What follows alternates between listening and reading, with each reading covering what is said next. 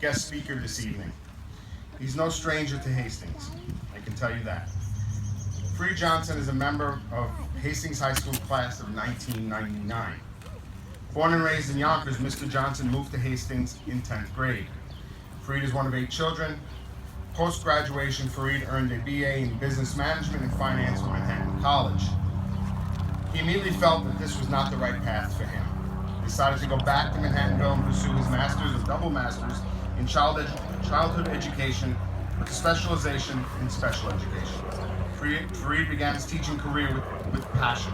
He aspired to be the role model for students that had many obstacles that interfered with their learning. Armed with his love of children and his motivation to perfect his craft, he applied for an extremely competitive and prestigious scholarship to Bank Street's College of Education. He was chosen one of only 10 students and earned his master's degree in educational leadership. He finished Bank Street in the top 5% of his class. Throughout his educational career, Farid has worked in multiple capacities. He started as a substitute teacher, then a teaching assistant, teacher, dean of students, assistant principal in New York City, and finally a New York City assistant principal here at Hillside School. On July 1st, he will officially assume the role of principal at Stony Point Elementary School in Rockland County. Mr. Johnson is leaving Hastings to further his career goal, and the entire Hastings community is both saddened and excited for Farid. When the senior class heard that Mr. Johnson had resigned, they immediately called him and asked him to speak this evening. Mr. Johnson thought he was being punked. This is the impact that Farid makes on students. Farid is here with his beautiful wife, Rachel, and 2 wonderful daughters, Aubrey and Skylar. Farid wants me to call him son. It is my pleasure to introduce Mr. Farid Johnson.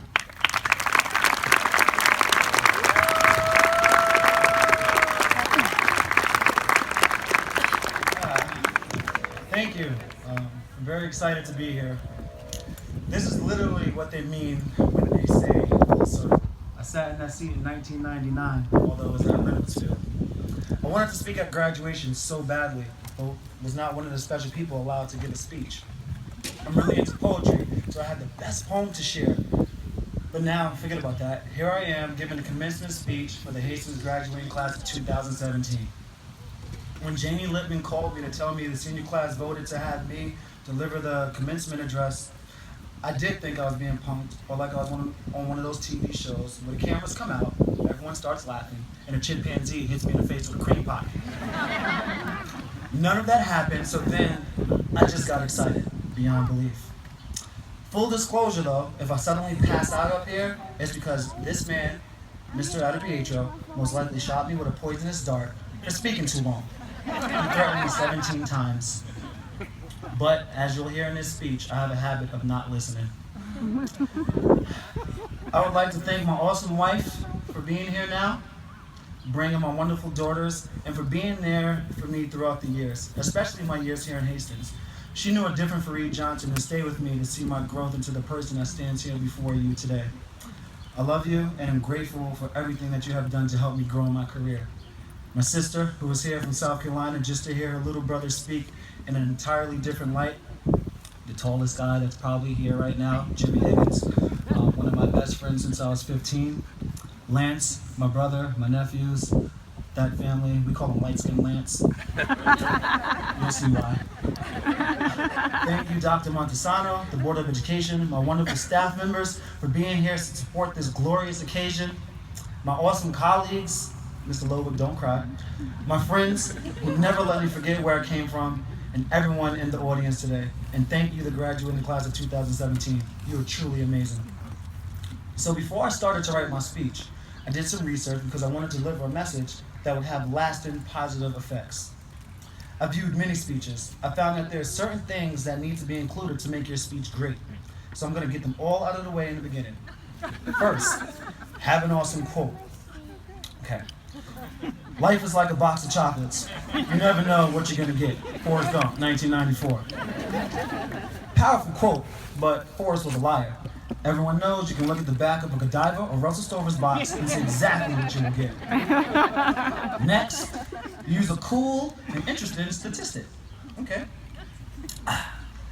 Every 7.2 minutes, a new family moves into Hastings from Brooklyn. True story. Hastings will soon be named Brooklyn Light. Moving on. Use big words to sound smart. Well, I'm an elementary educator, so automatopoeia.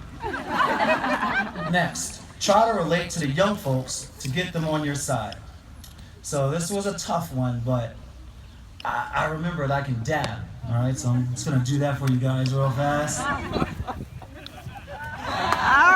right. You guys with me now? And lastly, to make a speech memorable is to have a great theme. And that is an important aspect where I will focus most of my time. The theme that you will hear throughout this speech is be better because we need you to be.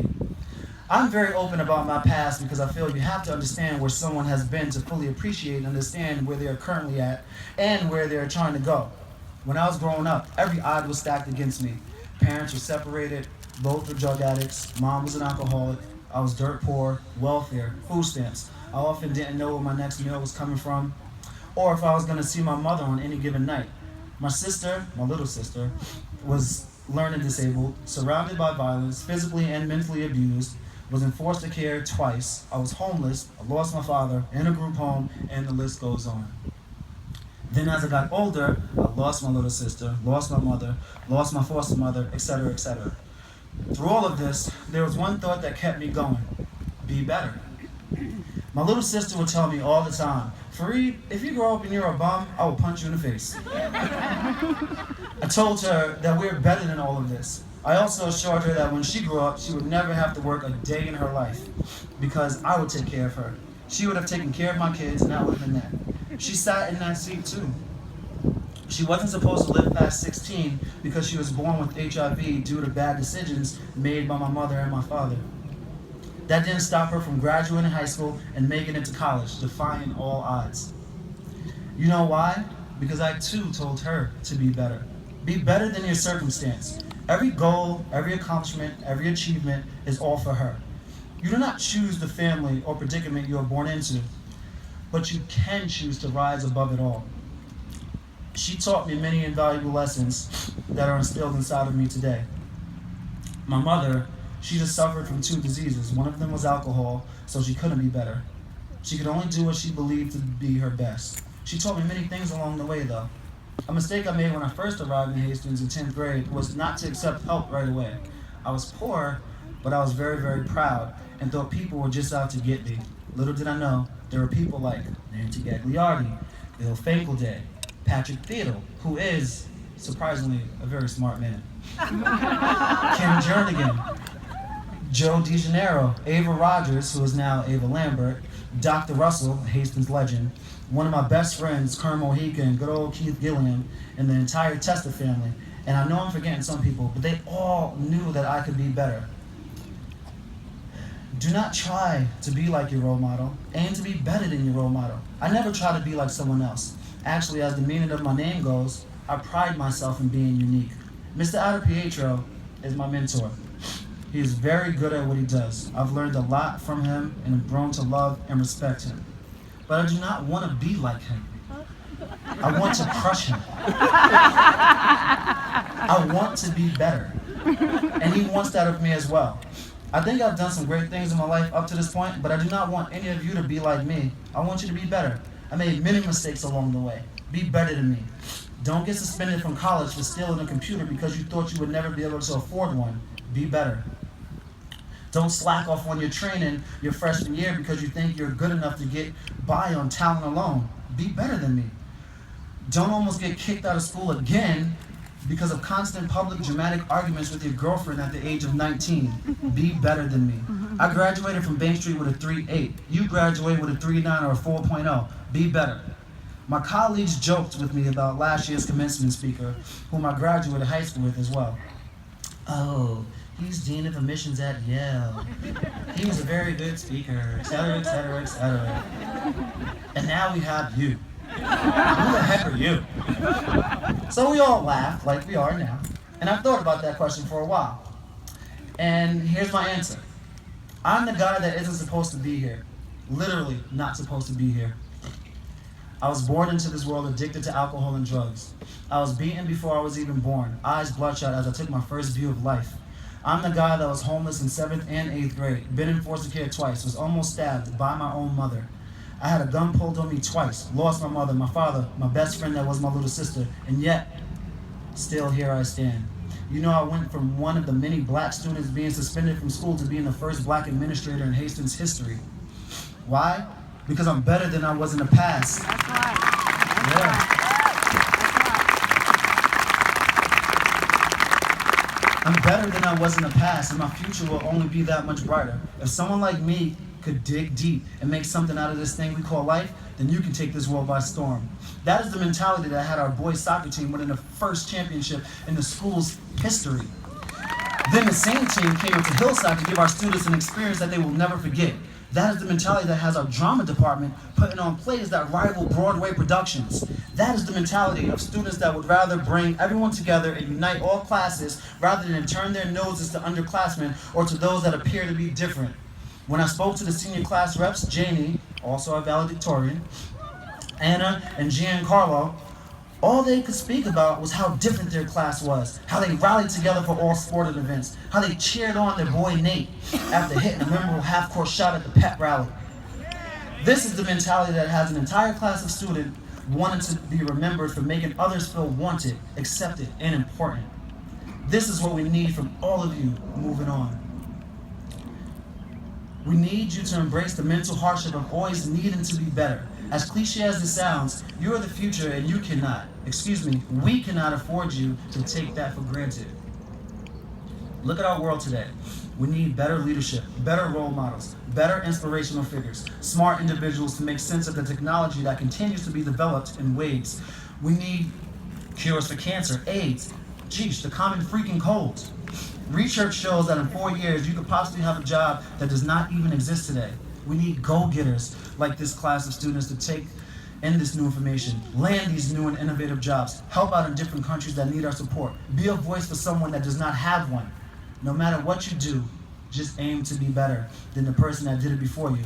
Leave a lasting impression, and then that person that comes after you will have to work even harder to be better than you.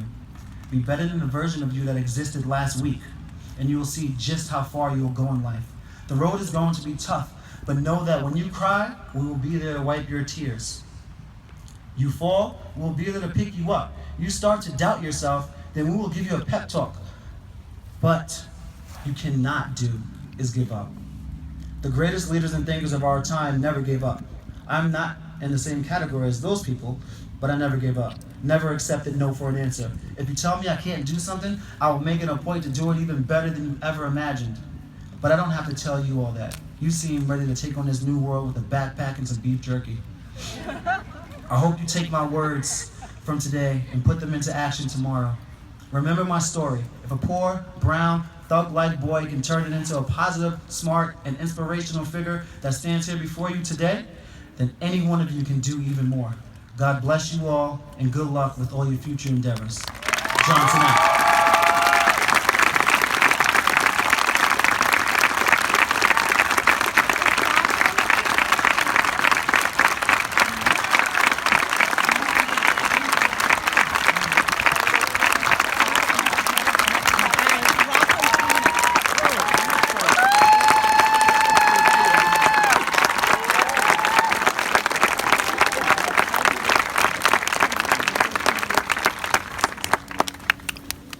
I apologize to those who have to give a speech next.